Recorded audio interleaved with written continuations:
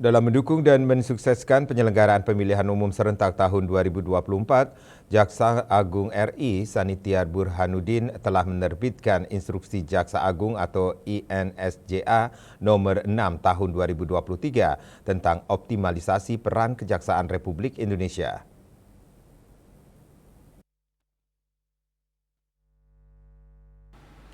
Burhanuddin dalam rapat kerja bersama Komisi 3 DPR RI yang membahas persiapan pengamanan dan penegakan hukum pemilu 2024 di Kompleks Parlemen Senayan, Jakarta, dikutip dari kantor berita Antara mengatakan dikeluarkan sebagai langkah antisipasi dipergunakannya penegakan hukum sebagai alat politik praktis oleh pihak-pihak tertentu pada pemilu 2024. Dia juga menyebut INSJA nomor 6 tahun 2023 diterbitkan sebagai bentuk komitmen pelaksanaan Memorandum Jaksa Agung nomor 128 tentang optimalisasi peran intelijen kejaksaan dalam pelaksanaan pemilu serentak tahun 2024. Burhanuddin mengatakan dalam INSJA tersebut dia menegaskan kepada jajaran Korps Adiaksa untuk melakukan langkah-langkah sesuai dengan tugas, fungsi, dan kewenangannya masing-masing dalam mendukung dan mensukseskan penyelenggaraan pemilu 2024.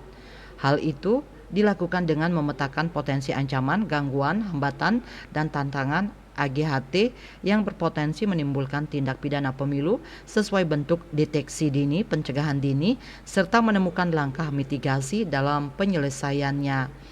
Burhanuddin menyebut dia juga memerintahkan jajaran bidang tindak pidana khusus dan bidang intelijen kejaksaan untuk menunda pemeriksaan dugaan tindak pidana korupsi peserta pemilu 2024. Dia pun menegaskan netralitas jajaran kejaksaan pada pemilu 2024 dengan siap melakukan koordinasi bersama seluruh pemangku kepentingan terkait pelaksanaan pemilu lainnya. KMB Bali Pos melaporkan.